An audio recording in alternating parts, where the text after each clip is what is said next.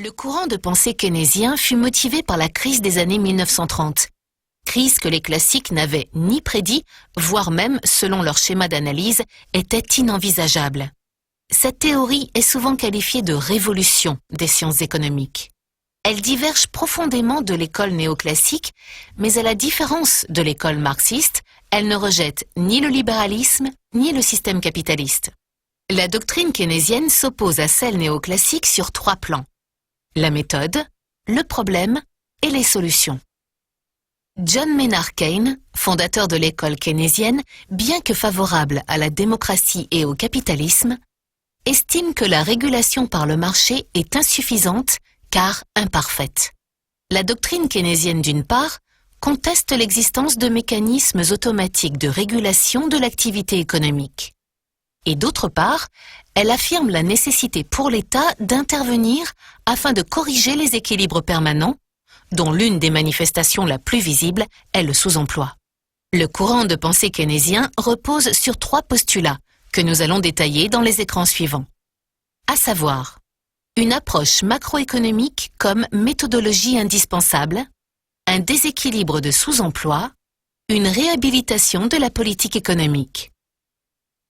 Suite au krach boursier new-yorkais de 1929, les conséquences de cette crise financière furent dévastatrices sur le plan de l'emploi, avec un fort taux de chômeurs de longue durée.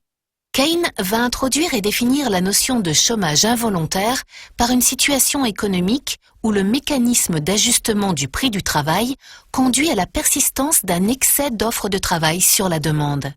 Le déséquilibre de sous-emploi résulte du principe de la demande effective. En effet, selon Keynes, la loi du classique Jean-Baptiste Say, appelée loi de Say que nous avons vue précédemment, n'est pas toujours valable. Les entrepreneurs doivent s'adapter à la demande des ménages. Ainsi, la demande effective est l'agrégation des anticipations sur les ventes futures qui détermine le niveau de production réelle. C'est la somme de 3 composantes: la consommation finale, l'investissement et les exportations. John Maynard Keynes est un économiste et essayiste britannique. Il est l'un des plus influents théoriciens de l'économie du XXe siècle. Ces théories novatrices découlent parfois des courants de pensée ultérieurs. Par exemple, la perspective macroéconomique est empruntée à l'école physiocrate et s'inspire du tableau économique de François Quesnay. La conception de l'épargne comme source de déséquilibre relève, elle, de l'école classique, plus précisément de l'auteur classique Thomas Robert Malthus.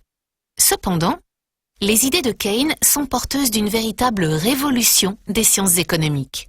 Comme nous l'avons vu dans le chapitre précédent, Keynes estime que la régulation par le marché est insuffisante car imparfaite, même s'il reste favorable au capitalisme et à la démocratie. Il est l'auteur de 5 ouvrages de référence. Dans la théorie keynésienne, indiquez les déterminants de l'investissement parmi ceux proposés. C'est effectivement la bonne réponse. En effet, dans la théorie keynésienne, les déterminants de l'investissement sont le taux d'intérêt et l'efficacité marginale du capital. La théorie keynésienne rejette-t-elle le libéralisme? C'est effectivement la bonne réponse. En effet, la théorie keynésienne ne rejette ni le libéralisme ni le système capitaliste.